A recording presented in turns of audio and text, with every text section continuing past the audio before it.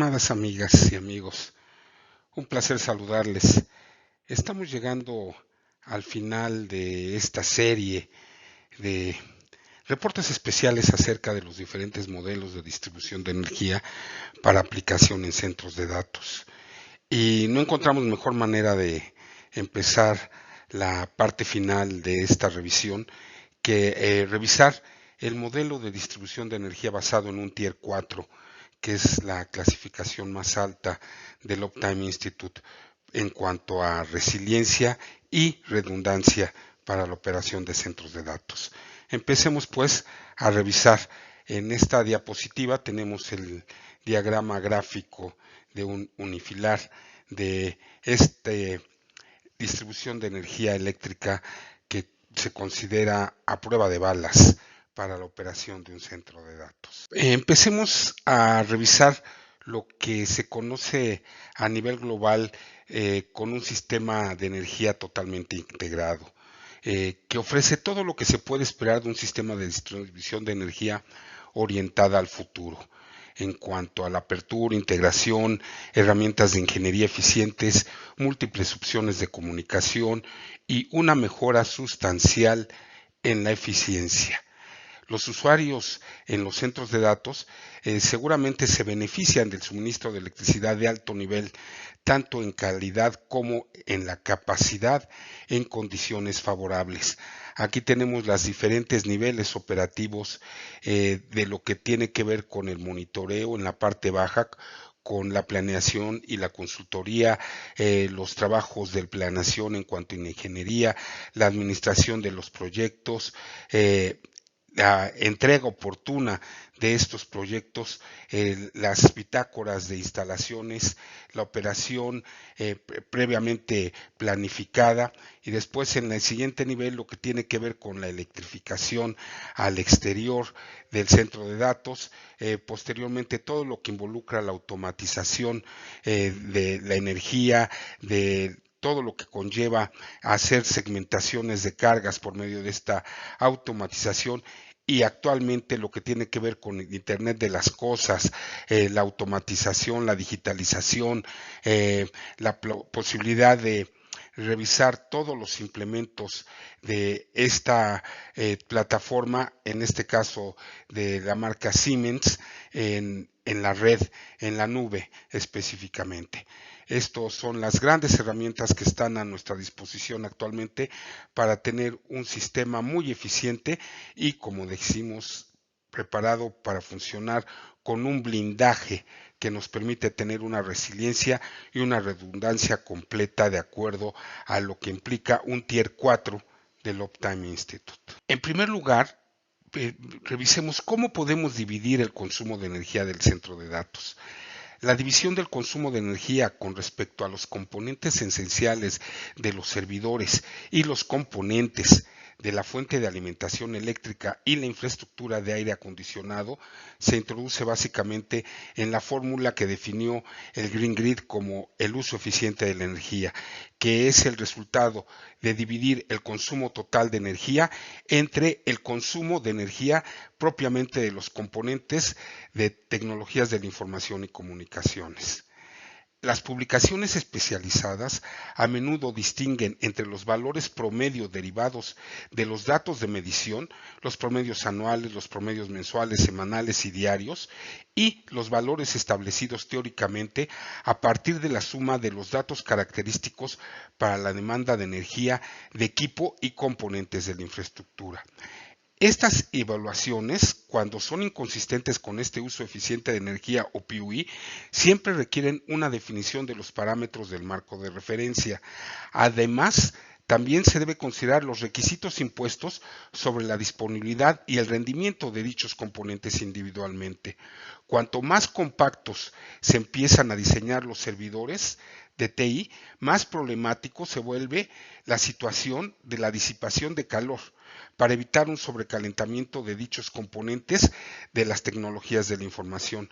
Además de eso, las directrices de ASRAE declaran que los rangos de temperatura ahora son más amplios, en niveles de 27 grados y superiores, grados centígrados por supuesto, que son admisibles para el funcionamiento en los centros de datos.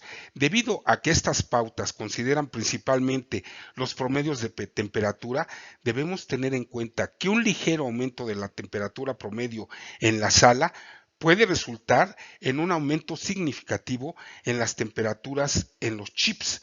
Un corte de energía de corta duración puede al mismo tiempo resultar en un mal funcionamiento del sistema de enfriamiento durante 1 o 2 minutos y solo será posible disipar esta situación por medio de un aumento que resulta muy lento para alcanzar los niveles de energía de enfriamiento aceptables. A pesar de esto, las temperaturas de funcionamiento permitidas en los chips individuales pueden excederse bajo ciertas circunstancias. Sin embargo, esto nos lleva a estar en el filo de la navaja operativamente en cuanto a la resiliencia y la capacidad de soportar desastres en la operación de un centro de datos. Como tal, la fuente de alimentación para el enfriamiento del centro de datos para un Tier 4 debe implementarse bajo el respaldo de un sistema UPS en condiciones clasificadas de voltaje y frecuencia de forma independiente para los ventiladores y los compresores de los sistemas de enfriamiento. Revisemos ahora la distribución de energía de un centro de datos como porcentaje, en este caso como un ejemplo de un uso eficiente de energía PUE de aproximadamente 1.5, lo cual representa que la distribución de energía de un centro de datos como porcentaje con un valor de uso eficiente de la energía de aproximadamente 1.5 nos representa la relación de 2 a 1 para la demanda de energía de tecnologías de la información y la demanda de energía de infraestructura. Es decir, por decir un ejemplo, los TICs representan 100 kilowatts como un ejemplo y la infraestructura 200 kilowatts. Una manera eficaz de empezar estos modelos de distribución es basarnos en los antecedentes de la distribución de energía de un centro de datos, como porcentaje de un valor de uso eficiente de energía, como ya comentamos, 1.5 o una relación de 2 a 1, perdón. Y aquí tenemos en porcentajes lo que involucran los discos duros, los chips de memoria, los CPUs, los ventiladores de los servidores, las fuentes de energía de los propios servidores, en cuanto al enfriamiento, los compresores, al sistema de bombeo, los ventiladores del aire acondicionado, los sistemas UPS en su consumo interno, los transformadores, la subestación, el sistema de subdistribución por medio de los tableros y la iluminación y los elementos de seguridad perimetral. Aquí están para que ustedes analicen los porcentajes de acuerdo a esta imagen en esta diagrama de pie. Y ahora revisemos la vista del plano esquemático del modelo del centro de datos. Aquí está representado en un gran ejemplo lo que representa el Tier 4 arquitectónicamente en cuanto a la compartimentalización, que no es otra cosa que aislar cada uno de las diferentes áreas, tanto de las áreas de tecnologías de la información, áreas de piso blanco, como las áreas grises, en donde si empezamos de izquierda a derecha, vemos que de izquierda hacia el centro están perfectamente divididas la planta de enfriamiento A, todo lo que tiene que ver en la parte baja del soporte a los generadores de la energía esencial, todo lo que tiene que ver con el área crítica con UPS, al más hacia el centro, lo que tiene que ver con la parte sustancial de la distribución eléctrica por medio de busway en una distribución LVMD en su segmento A, y lo que tiene que ver con las oficinas de administración y otras salas de administración propiamente, y en la parte baja lo que tiene que ver con la distribución en media tensión. Pasando hacia la derecha de este esquema tenemos un espejo de todas las áreas que vimos previamente, pero en el área de administración está el cuarto de control. Entonces, aquí tenemos perfectamente compartimentalizadas todos estos segmentos para ofrecer el grado máximo de protección en caso de un evento, de un posible incendio y su propagación. El número de gabinetes de TI a menudo se utiliza como base para la capacidad o el tamaño de un centro de datos. Para determinar la demanda de energía del propio centro de datos, lo que requerimos son los elementos de los datos básicos del modelo que deben definirse de acuerdo al tamaño del espacio disponible para los componentes de los equipos de tecnologías de la información y comunicaciones y considerar la demanda de energía por cada uno de dichos gabinetes que contienen estos equipamientos críticos. Las publicaciones actuales especifican valores muy variables, de 1.5 a más de 40 kilowatts como demanda de energía para cada uno de los gabinetes. Debido a esta disparidad, debemos de ser muy puntuales para determinar la densidad de cada uno de los gabinetes que nosotros planificaremos en nuestro centro de datos en particular. Un criterio importante para planificar la distribución de energía eléctrica es el grado de disponibilidad que se requiere y el concepto de redundancia correspondiente o una especificación de la topología de nivel, tier, del suministro de energía eléctrica y el enfriamiento basado en el modelo del centro de datos que nos ofrece el Uptime Institute. Como estamos comentando, en este caso estamos revisando la configuración de la certificación máxima, el Tier 4. Con respecto a los modelos ficticios de siguientes supuestos, se aplican al área de las tecnologías de la información, la demanda de energía y los requisitos de disponibilidad. En este ejemplo, en este plano ejemplo, tenemos 4 salas de informática, 40 racks de 42 unidades de altura en 4 filas de gabinetes en cada una de las salas, una demanda de energía de 15 kilowatts por gabinete, dividida entre servidores Blade y servidores delgados o de una unidad de altura, así como con switches de red. Las necesidades de espacio para las salas de cómputo se calculan a partir de una energía promedio por unidad de superficie de aproximadamente 2 kilowatts por metro cuadrado. Esto se debe a que debemos proporcionar un factor de 5 a 10 para los pasillos fríos y calientes, así como para los tableros de distribución y las instalaciones de aire acondicionado en relación con una huella de 1 metro cuadrado para cada uno de los gabinetes. Eso es lo que se conoce como densidad del centro de datos. Revisemos ahora los conceptos básicos para este ejemplo de centro de datos. La relación entre la superficie del centro de datos total y el área de la sala de servidores se debe tener en cuenta la relación de dimensiones totales y los requisitos de disponibilidad. Para una estimación inicial, se puede suponer que un factor dependiente del nivel sobre la base de clasificación de los niveles del Uptime Institute es necesario como requisitos de espacio para la infraestructura. Recordemos, en este caso estamos revisando un Tier 4, sin embargo, revisemos que este factor para un Tier 2 es de 1.2, en donde n es 5 y se espera el factor 2 para tener n más 1. En el Tier 3 es 1.25, en donde el factor n es igual a 5 también. Y el n más 1 sería 5 más 1. El Tier 4 es el factor 2, en donde ya tenemos la necesidad de tener el mismo N5, pero más 2 equipos de redundancia. Y finalmente, el factor más estricto en cuanto a su requerimiento es considerar el factor 2.4, es decir, que N es igual a 5 y 4 es igual a 1.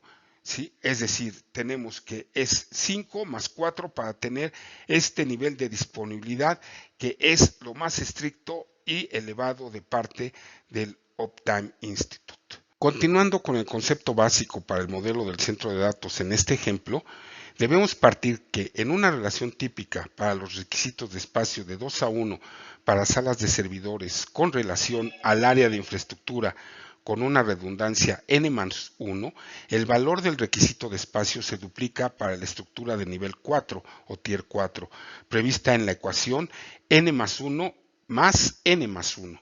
Como resultado, el área de infraestructura o área gris ocupa el mismo espacio que el piso blanco. Para los componentes de tecnologías de la información, esto significa una demanda total de energía de 2.400 kilowatts y, suponiendo un valor de uso eficiente de energía de 1.5, una demanda de energía para el centro de datos de 3.600 kilowatts.